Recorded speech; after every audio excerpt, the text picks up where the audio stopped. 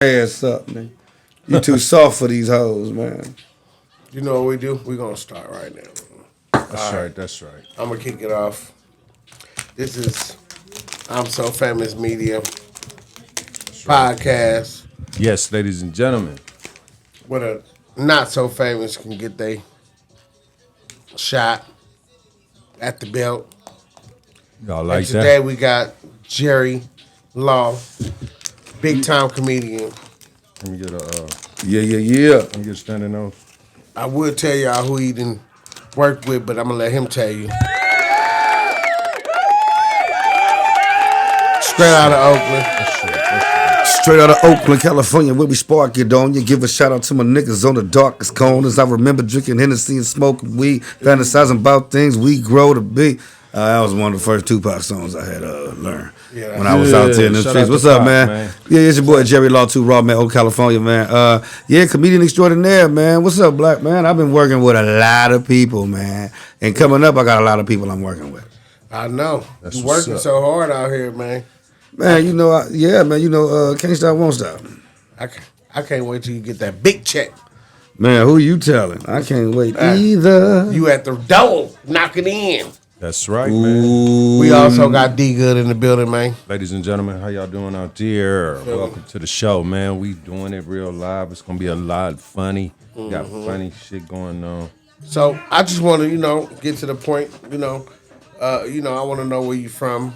You know what I'm saying? And how you get here and the steps you had to take. Right. You know what I'm saying? We want to let the people know who Jerry Law is. That's what this one is about. That's what this is about. Letting them know who Jerry Law is. Okay, Jerry Law. Jerry Law is just a young black boy from Oakland, California, raised by his grandparents.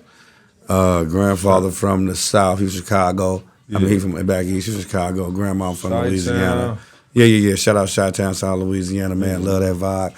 So, people meet me, I got this country boy feeling where, they just they take to me, you know what I'm saying? But I'm a good guy, but they take to me. They say I have a way of making people feel comfortable. And then I got my granddaddy, that Chi-town side he put in the niggas. He was nuts. And then you mix that and then you plant that in Oakland, California, what I'm saying, with the Panthers and all that love and blackness, and then you got me. Okay. That's what's up. Man. Sound like a revolution. Man, gotta be, and it will be televised on TikTok.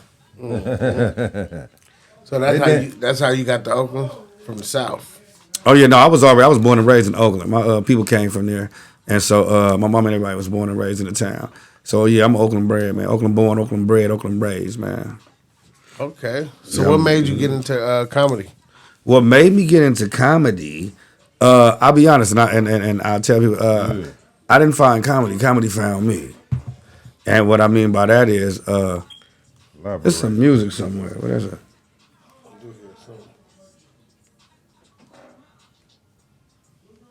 Right there, yeah. Yeah, so it's comedy found me. Basically, I had been told I should be a comedian my whole life. So that was the first thing. But I never pursued it. I subsequently ended up going to prison.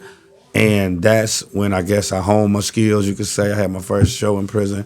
But what made me do comedy was, honestly, just keeping my word. You had to go to prison and feel like you was funny. I learned you was funny. Well, I would say I learned I was funny. Had that You know what I'm time saying? on your hand Yeah. to hone your And I wasn't even trying to be funny. That was the thing. I could be talking about a serious issue and motherfuckers would bust up laughing. But the real reason is a brother, wherever he at, God bless his souls, man. God bless his feet, wherever he at. His name is, he went by Kill. His name was William Cabanis. Kill. His name was Kill. In jail. His name was William Cabanis. He went by Kill. He's from 120 Raymond Crip. And L.A. he had told me, yeah, man, shout out to all them brothers behind that, man. He In the Bloods. Yeah, Pyru, all them dudes, man, in the struggle. So he grabbed me one day. We was at old Corcoran prison. We walking a child. And so he walked with me to child every day. And I just be, we be just talking about different subjects, and I be just talking shit. And so he grabbed me by my shoulders one day. And he was like, man, look, Lucky Cuz. He's like, look, man. He said, listen. He said, man, when you get out, he said, how much longer you got? And I told him, I said, about 6 years, about 7 years, 8 maybe. He was like, man, he said, make me a promise, man. He said, when you get out of here, he said, go be a comedian. I said, what? He said, man, when you get out of here, man, go be a comedian, bro. Go tell our story. He said, you funny. He said, I've been in this motherfucker 27 years. He said, I got life without the possibility of parole. He said, I'm going to die in here.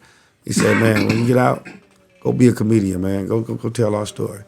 And I was like, all right. He said, no, give me your word, man. He said, I know you want, he said, you one of the real niggas from Oakland, man, you know. And I gave him my word. And next thing I know, I got out. I was enrolled in college. And I had a radio show. And I had it for like, it was 6 hours every Friday. It was on KCRH 89.9 FM. And everybody used to come up in there and tell me I was funny. I should be a comedian. And one day, these little dudes, Lil Ben in there, man, took me over to the Brainwash, took me over there, and I ain't never looked back. That's what's up. That's what's up. It sounded like it was meant to be then, man. You sat on it for that 8 years. That's what I was tripping on, like. You know and I caught something in your statements, and you said that your name was Lucky. Yeah, Lucky. And I always wanted to know how you go from Lucky to using your real name as Jerry Law. All right, so my nickname came from my grandfather. My granddaddy was Big Luck, so I'm Lil Lucky, right? So when I got out, I was, so everybody called me Luck. And so the next thing I know, I was doing something, and one of my partners was like, boy, you be getting to the money. He was like, boy, you got that money, Lucky Dollars. And I was like, what? I was like, man, that shit sound tight. And I was like, I'm going to use that. He was like, nigga, go ahead. So I started going by Lucky Dollars, right? Because the nigga get his money, right? Lucky Dollars. So everybody took to it. It's good. Right. One thing lead to another. I go to, no lie, I go down to Hollywood. I go to L.A. to the Hollywood Improv. I'm on a show with D. Ray Davis is hosting. The boy Spike used to run it. What's his name? It's a brother that he own a club now. Nate Jackson. It's a sister from Texas. I'm on a show with them, and after I do my set, I go outside to have a smoke because I'm just, I'm basking in the greatness. I'm thankful, what I'm saying, about where I come from, where I've been, from the cage to the stage. And so I'm on the stage in Hollywood, and my boy Franz Cassius, he from back east, he come out, he like, damn, man, Dave on the show. I'm like, what? He said, man, Dave up there, man.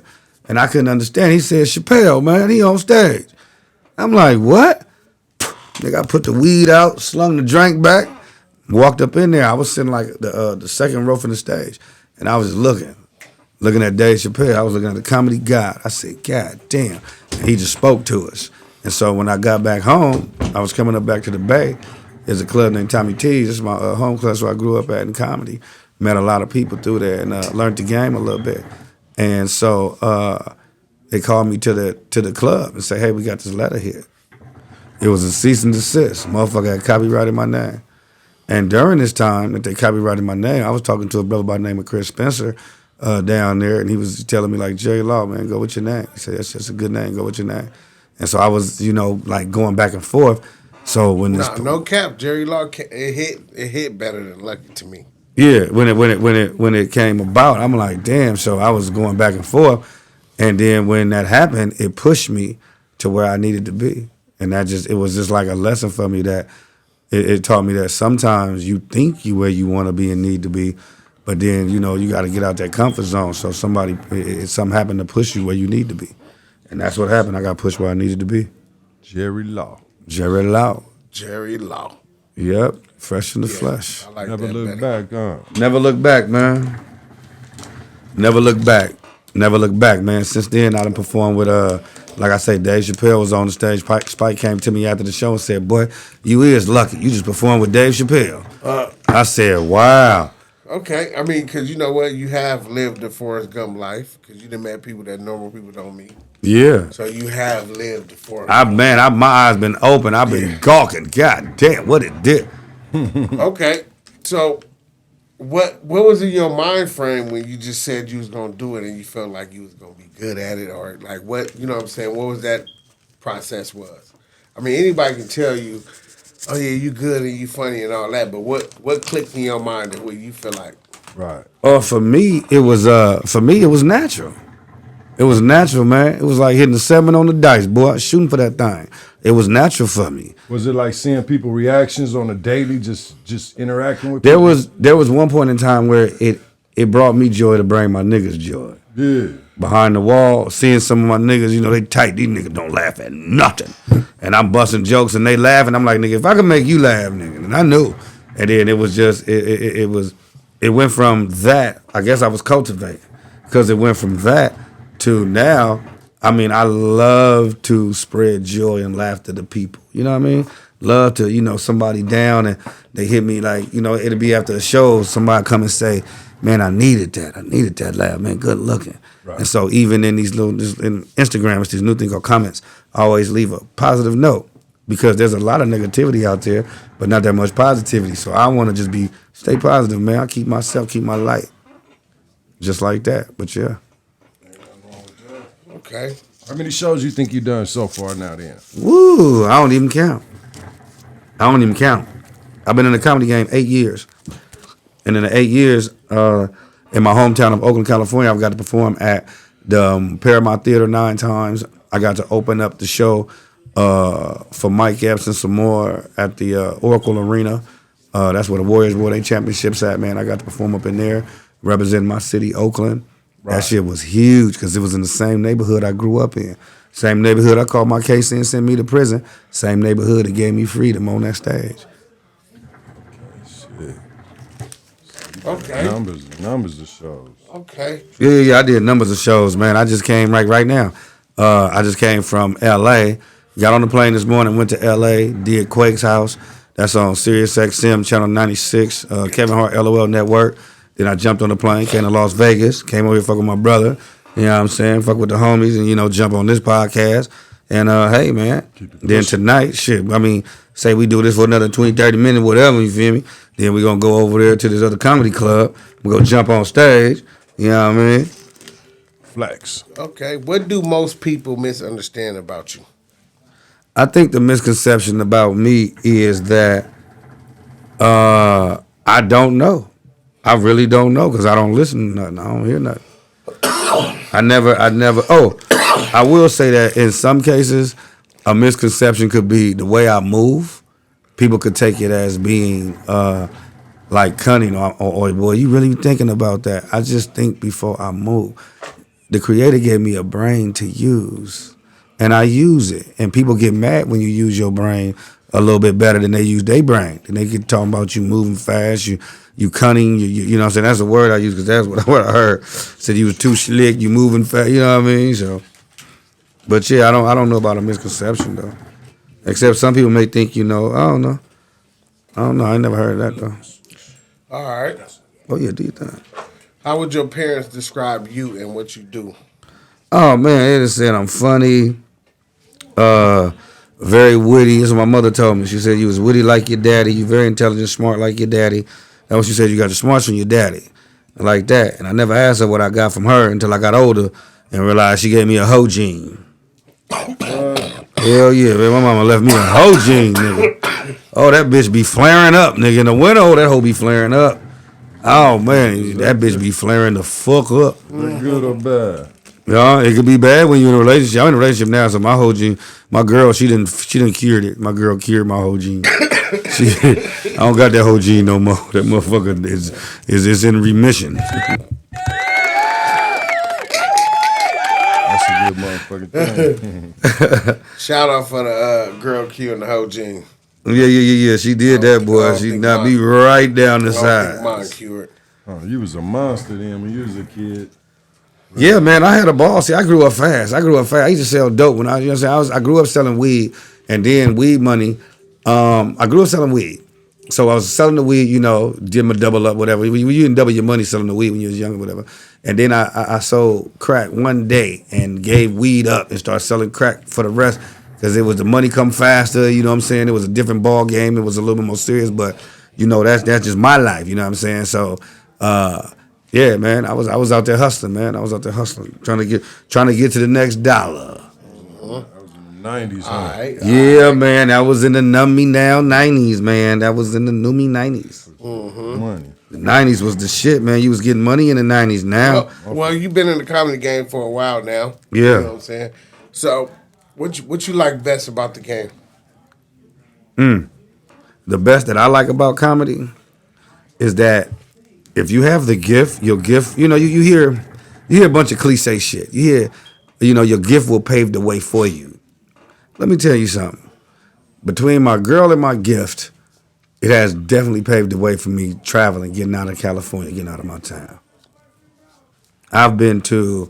Comedy has taken me all the way down into the East Coast. Man, it's taking me to D.C.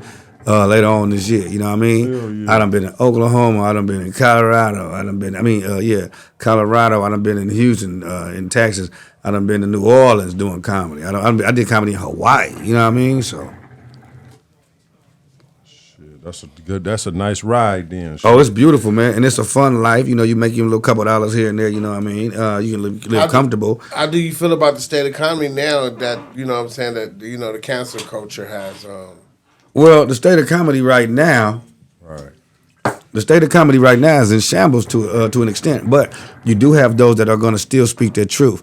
Now, comedy has always been revered as the number one source of freedom of speech. You can say just about what you want to say. Even if it's negative or it's demeaning, you can still say it, but now you got the cancel culture. So the cancel culture, you say anything about the wrong party, then your ass is out of there. Only because this party is powerful enough and they have money, you want to kiss their ass, you want to keep your money coming in. It's all about the money. But my thing is, you do have some people out there that still spit that shit. Corey Holcomb gonna spit that shit. Hey, Corey Holcomb he gonna spit that shit. I love Corey Holcomb. Godfrey, he gonna spit that shit. They ain't gonna let that nigga be famous though. They're not gonna get that nigga too. He already famous, man. No, well, famous. That man already famous. That man don't need nobody. What I mean by famous, because he said, "I don't fuck with you, hoe ass nigga." But he ain't gonna put that. They ain't gonna put that money behind him. Mm-hmm. He said that. Well, because they're gonna feel that he's gonna offend someone. And the thing is, what happens is, there's a thin line between offending somebody and telling somebody the truth. You know what I'm saying? You catch me on a day, you say, man, you broke ass motherfucker. Now, what I'm gonna do, take offense to that? If I really ain't got no money and I'm broke, hell no, I ain't gonna take offense. I'm a broke ass motherfucker. You know what I mean? For that moment, that time. So, I've been knowing you all my life, but I know ain't nobody finna walk up on stage and slap you though. No.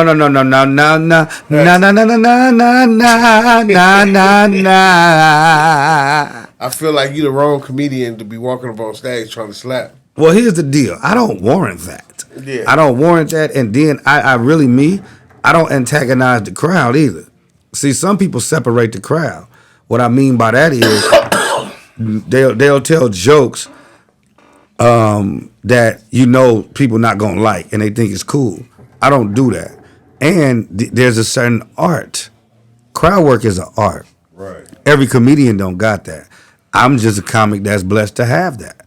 See, when you telling these jokes, you got your written material, whatever. You write it soft, you write it hard, whatever. Now, when you working with that crowd, you don't know who in that crowd, number one. Number two, you don't know what their day been like, what their life been like. You don't even know why they came and showed up. But they there. They spending their money. 3, your words in talking about somebody, if you're not polished to shop, then you're going to offend somebody, and you may have somebody try to come up on stage and slap the shit out you. You know what I mean? Because it's been a few people try something with people, but never with me. I don't warrant that. I always make sure everybody have a good time, and I respect everybody. I seen Will Smith walk up and slap the shit out of that one nigga. Yeah, Chris Rock. Yeah, man. His wife. So I'm like, it can be that instance where a nigga there just with his wife, right? He probably ain't even really there to trip on the laugh shit. He just there with his bitch. And then some shit niggas get to, well it did. Like you said, fucking with the wrong thing. But see, here's the deal. He ain't laughed one time. But here's the deal. That right there was so fake fucked up because the nigga Will was laughing. Yeah. See, Will was laughing. Then Jada looked at him.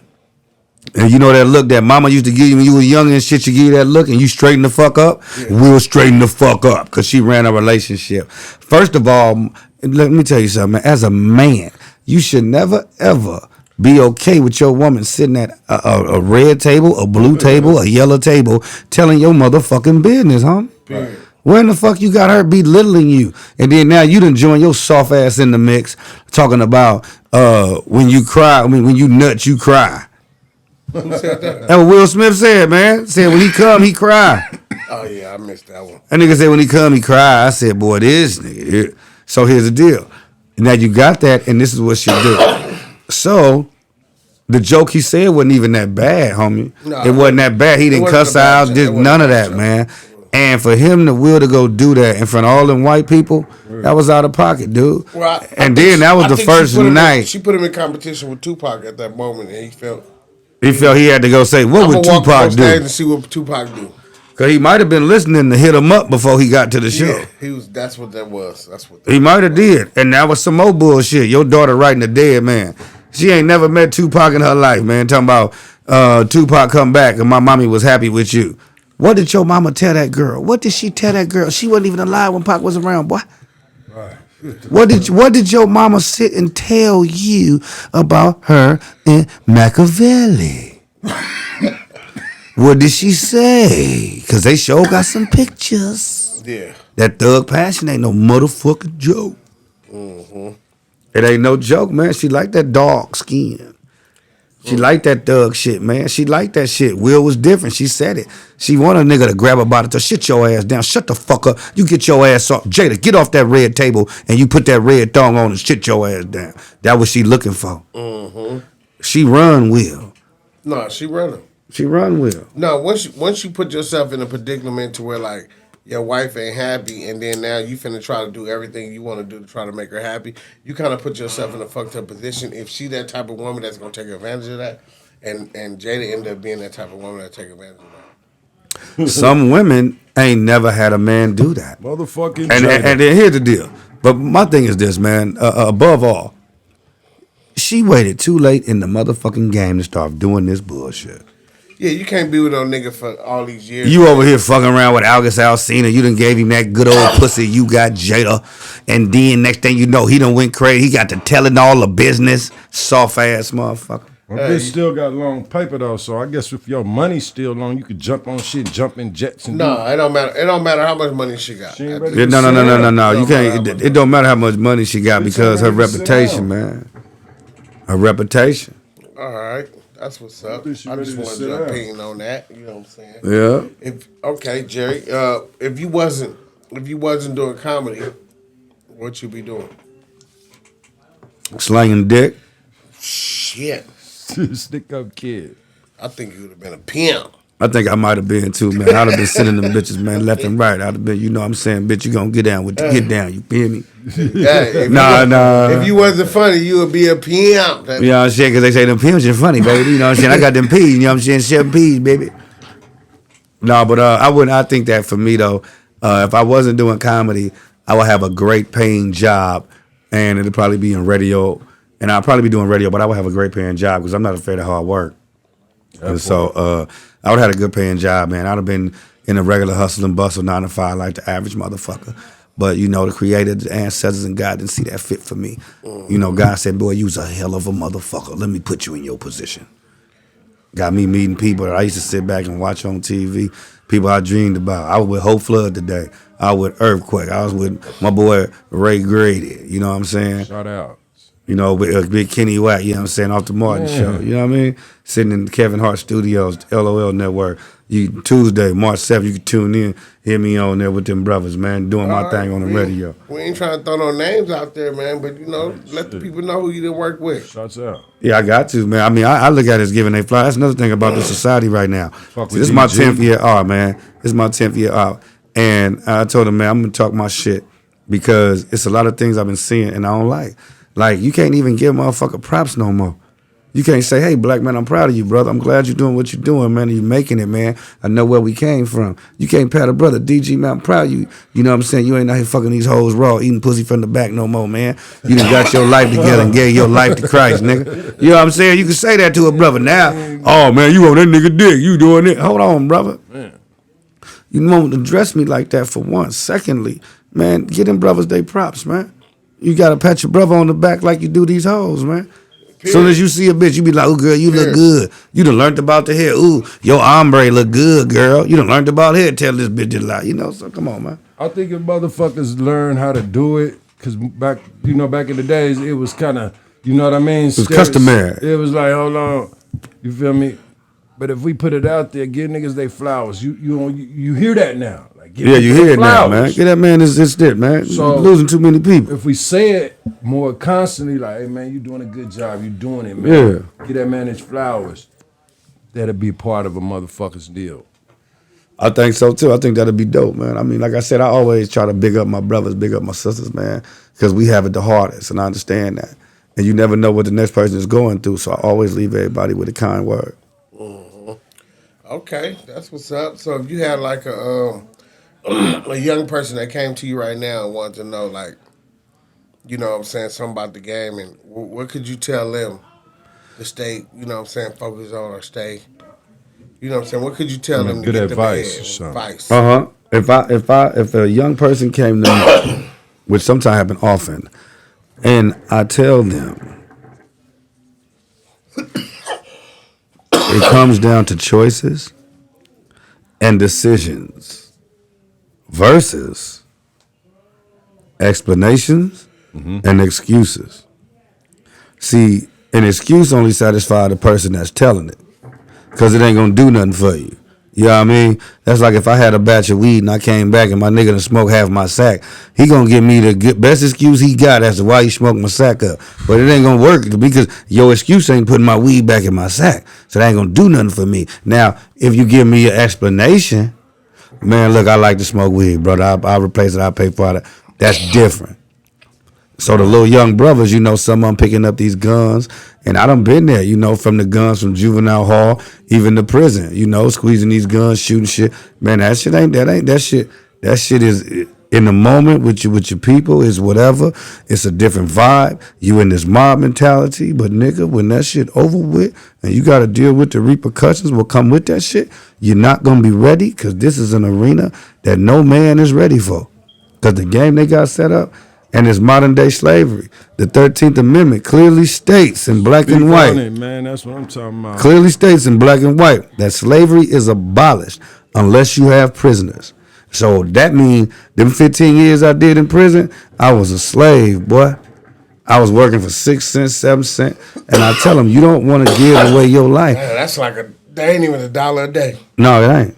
Nigga work 30 And guess days, what? $30. Your ass gonna be happy about it. You gonna get your bitch ass up every day and run back there in that kitchen and go try to get that pay number, go get the A number, go get the 25-cent number. You gonna be back there working every day, but then when you come outside, you got excuses? Fuck out of here. I don't go for that. Nigga, get off your ass if you plan to be rich. You heard, Pop? What kind of insight you give them on the stage, though? Like just how to be a good comedian? On stage, one, it gotta be with you. You can learn comedy too. Like you can learn to be a preacher. But at the end of the day, it got to be in you. That fire got to be in you. Now, there's different ways. Now, I could teach you the structure of comedy. I could teach you about, you know, having your premise set up, boom, your punchline. I could teach you about that. That's good. But I will always preach, and if it's a young comic, and I do groom comics, I tell them straight up, listen, you don't want to offend the crowd. Number one, your first 12 minutes, matter of fact, I need you to do 3 minutes. Then add 2 more or add a minute. I want you to add to your set, and I want it to be clean. I want it to be clean. You add cuss words later. Write your shit clean. You get more bees with honey. You get more work clean than you do dirty. Mm-hmm. You can't go into church cussing. Yeah, because I done seen you do white shows, man. I know a lot of comedians that can't do white shows. Yep. I just look at it this way. Everybody needs to laugh. It don't matter what color you is. Your ass need to laugh like you need oxygen. So where you be getting your material from? My life, everyday life, situations, and just everyday life situations, because I want to be relatable. At the end of the day, I want to be relatable. So because I've lived different facets of different parts of my life, I'm relatable to the guy that's in prison, that been in prison, that got out. I'm relatable to him. He know how it is getting out, trying to survive, live the shit. I'm relatable to the prison guy. I'm relatable to the little black boy on the street where his mama ain't around, she partying on coke, daddy ain't around. I'm relatable to him because I lived that. I'm relatable to the preacher's kid because I was in the church as a deacon's kid. And I could you spit the relatable bottle. to Oakland. Yeah. Town business. You know what I'm saying? Once you get bathed in the town, man, you know what I'm saying? It's just, it ain't in you. It ain't on you, it's in you. So what you think about like the new wave type of shit, you know, as far as like the Instagram with the quick little clips and as far as like You know what I mean? Well, here's the deal. People's attention spans are short as fuck these days. That part. Everybody got a microwave attention span. The attention span right now, they used to say make 1 minute videos. That shit went to 30 seconds. You know what the ratio is now? 7 seconds. Oh. 7 seconds, nigga. Motherfucker watch your shit and they got the analytics. So you can see when they watching when it go down. They scrolling that thing up. You can see. You can see when they do that, right? So here's the deal. Nigga, extension span 7 seconds. 7 seconds, they tune the fuck out. So you got 3 seconds On to to hit some them. more shit. That's why they hit you with the clickbait. That's why you could have. We could take a picture. Say for instance, I'm falling back laughing. You could take a picture like that. I'm laughing. Well, in the picture you just see my mouth open. You could say, "Oh, Oakland comedian get hit with a brick in the back of the head. Watch to the end, and all you see is me like that, and motherfucker gonna click because they want to see something. They want to. It's not that they want to see me get hit, but they want to see that hit though. They want to see something popping. And Right. with social media, with the comedy, you can go back and I don't like that. Let me do that over. I don't like that. Let me do that over. With comedy, stand up on stage. No, you got one shot, Bubby. One shot, Erskine. You got one shot to say your line. If you miss up your punchline, you're gonna miss up your laugh. Then you go back, try to, oh man, I said that. No. You got to be professional, baby. Shitting up there. Yeah. And it's a scary place to be up there. Yeah. I'm humble. Get lonely look like up in that motherfucker. Like, hold on. Boy, when you tell say you telling jokes and the shit ain't funny. And the crowd sitting up there looking at you like, and you looking at their faces, Some awkward ass shit going on. man, you ain't ready for What the it. fuck is this? You ain't ready for it. Like somebody pull a hook. Hook that man. Man, let me I tell seen you. it happen a lot of times. Niggas get hooked. Man, let me tell you, I done been up there myself a few times, and the shit, it was early in my career. And anybody will tell you, motherfucker be like, all right, I'm gonna give you 7 minutes. I'm like, all right. Nigga, I get up there, the host go outside because he know I got 7 minutes. After 2 minutes, that shit ain't working. All right, y'all, have a good night. Thank you. They be like, what's wrong? Why you leave? And some people liked it. I didn't like it. Because all I heard was silence. Yeah, the crowd. Yeah, but they listening to what I'm saying. See, I didn't know what I had. I got stage presence. I had a distinct voice. My inflections, I'm saying shit, I'm popping. I ain't know it. I didn't have nobody to sit there and teach me like, look, this is what it is. When I got in the game of funny, when I got funny, right? Because you learning. Motherfuckers don't give you your learning props. They look at you from back when you just started, and they don't know what you turned out to and what you growing into today. So now you beasting shit. Motherfucker come to the show, you beasted. Bing, bing. I'm talking about laughter from the time you touched the mic to the time you got off. Season. Knocking them down, right? Now, and see me, I play all kind of rooms. I play the boy Mike P room, right? At the Luna Lounge every Tuesday night. The flyer nigga on earth. That nigga Mike P. Cash out that. That nigga say he the finest nigga on earth. He the only nigga I know say that shit. Nigga crazy too. Yeah, shout out to Mike P. Shout out to Mike P. But Shout his out to Mike room, P. That's my nigga. his room is a room that You when gotta get him in here, I man. bring comics to when I bring comics, that ain't coming over here, nigga. That ain't coming to it. No, he said he was gonna do it, but I'm gonna have to go to him though. Yeah, you gotta go to him. But cause I know, man, that nigga, you gotta go to him, nigga. Gotta go to Cause he gotta show you, look, nigga, they can't get from When I behind told him this I gate. had the podcast, first thing he asked me was a mobile. Yep. I knew right there, like, you Yep. mobile? Yeah, okay. Yeah, That's a good way to say I ain't pulling up on your yeah, shit. that's the way to say I like that. I'm gonna use that. Hey, look, I got a show. Is it mobile? it. Is it mobile? I ain't coming over there to that dungeon, nigga. It ain't even a dungeon. It's just No, the Mike P room, it tests niggas nuts, test your soul, test your shit. Because when you in this comedy game, you gotta know rooms to talk shit in, and you gotta know rooms to do material in. yeah. You be the judge. I just look at the crowd. And you gotta know rooms to cap on niggas in. You gotta Yep. know, yeah, you gotta know all try it all to see what they like. But here's the deal. Your host, this is why people should sit down and watch the show instead of being outside. Your host touch hella different subjects and shit. First thing you do is looking at the host, you see what don't work. You say, well, I ain't finna do them jokes, nigga. Hell no. That don't work.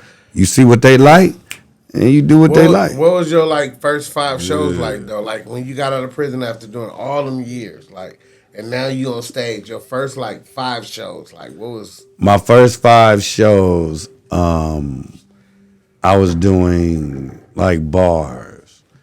I was doing bars and like shit. open mic type of shit? Open mics. I was getting gigs with bars because they was trying to teach me, how to do it. And then when it come to the clubs, I was at Tommy T's, and That's in the Bay for everybody. that's in the Bay. Tommy T's in Pleasanton. Pleasanton, man. Shout out Tommy T and It's a big Thomas. place, man. Shout out Tommy Thomas, Gail, Jen, Matter of fact, Gianni. one of the biggest places in the Bay. Yeah, man, it's the premier spot for comedy, man. You come up out there, man. They got a lot of spots. We do that. We do Yoshi, but Tommy T's where I groomed myself. Where I got groomed at. Met a lot of people in the industry, man. A lot of industry folks, and so I'm meeting them. We connecting. Some of them take me, different shows on, with them and shit like that. But Tommy's where I got groomed at. And it's a comedy club that is one of the most, how can I put it? It's one of the most, depending on the headliner, that shit could be rowdy as a motherfucker, or it could be one of the most pleasant crowds you ever had, because it depends on the headliner. If the headliner is turned up, everybody they invite is turned up. Well, you like Beyonce, boy? Yeah, yeah. If the headliner's turned up with energy, then that's what's gonna happen. And if a motherfucker is low key, you know what I'm saying, then that's who they attract. I got to perform with everybody in that mother. I got to perform with Damon Wayans, man. Damon K. Wayans, man. I got to perform with him up in there. Cedric the Entertainer, D.L. Hughley, Mike Epps, D-Ray Davis, who else? A-listers. Man, I'm talking about all A-list. I'm talking about Monique, talking about Jess Elias, talking about who? Ryan Davis, AJ. AJ Johnson. We was up in that bitch. T.I. I mean, the whole everything, man. Everything up in there. Too Short was in the stage before one time, Gary Payton be in the building. That's when all the Raiders used to come through. You know what I'm saying? The Raiders used to come through there. The Warriors, they was coming through there. You know what I'm saying? And that shit is just, it's lit, man. It's the premiere, man. It's lit. I do shows in that motherfucker. I got a show on March 29th. Got a brother that's coming up there, man, Lester. I think his name Lester. His name Lester, though. Brother bilingual. Brother been doing it. But he been in Brazil. Yep. He knows Spanish, too. I'm talking about he bilingual. His wife don't even speak English. No, I done been in the building a few times. You done work with operating with a few people. Yep. So what excites you besides comedy? What excites Jerry Law?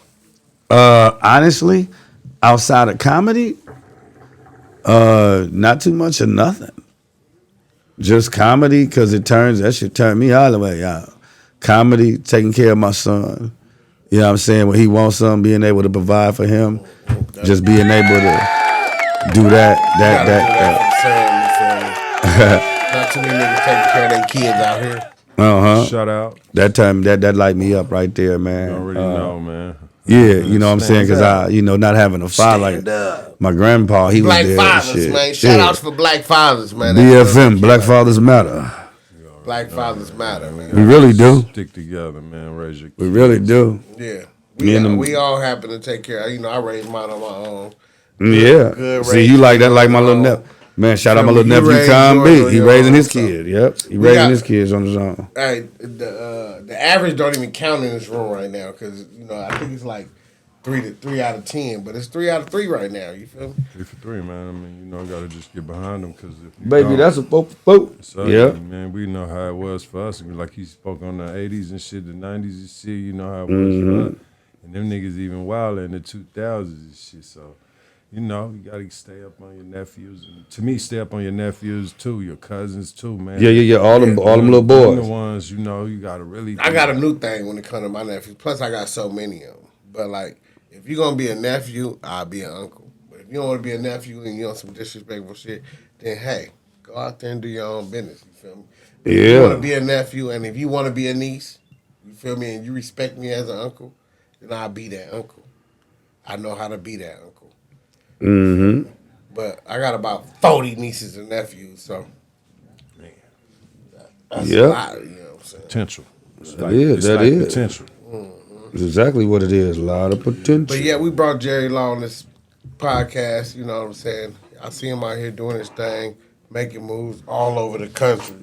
Hell yeah, Traveling, man. About to you be know all what I'm around this beer. You know, he ain't working for Walmart and he ain't working for Burger King, you feel me? He Hell doing his no. own thing. I heard they paying 20 an hour though. I might go in there and flip a burger. You know what I'm saying? He out here living his dream, you know what I'm saying, trying to make it work. You feel me? So that's why I felt like he should be on the I'm So Famous Media podcast. You feel me? And, you know, that is what it is. That's real big, real big. Real big. Yeah, y'all some insight on the comics and the comedian life. You know what I mean? I learned a lot about it, and man, that's what's up. I've been around it, so to get to the insight, that's real big. You feel me? And my success, and I want to be a part of that. I'm gonna take the fuck around and bring the cameras with him. That's what I'm gonna do. Start documenting that shit. You Hell feel me? yeah, So let's do it. We start that tonight. Nah, That's I mean, cause that's how fast it is. Like I said, you get the camera right now, cause we going to a comedy spot tonight. Go up in there. Now we just go on in there. You know what I'm saying? Check out the venues. You know, and this is a part of networking. I'm not even going to get on, but because people know me and they know my prowess, they know how I get out. Right. Then they put me on the show. That's how it's supposed to. I'm going to go shake a hand, meet a friend. So when I do come back out here for a week, I got the shit lined up. Boy, you know what I'm saying? yeah, we just want to say live your dream out, you know what I'm saying? And I mean, anybody got anything else? You already know, man. Shout out, man, to everybody that's tuned in, man. Keep tuning in. Man. You already know, man. Yeah. And I am Skrilla Scratch. That is D Good, D motherfucking good. And we sitting here with Jerry Law. You know, Jerry Law Too Raw, East Oakland Founders, man, representing this Bay Area, man. Shout out to CRC, Community Ready Corps, man. It's about self-determination, baby. We can do what we need to do. We all we got. Shit, we got a lot, man. Them the brothers right there. Anytime you tap in, you come to Oakland, tap in with me, man. Whatever you need. We see if I can facilitate that for you, tell you where you can go, where you should go, where you shouldn't go. You know what I'm saying? Place to do. Tell you, you know what I'm saying? Don't leave your valuables in your car. If you do get a rental car, make sure you get the insurance because you will get bipped. So take the car back, get you another car, and, you know, continue your mission. I just bought 2 bips. I don't know why I just bought them. I guess it's the Oakland in me. I ain't going to Motherfucker. nobody's shit, though. Yeah, you got it to have. You just a have. Yeah, just To have and to hold. But yep, this is I'm So Famous Media. Signing off. We got Jerry Law, Too Jerry Law, Too Raw, D Good, Skrilla Scratch. You already know, man. Done. We out. Yep. Now see, now that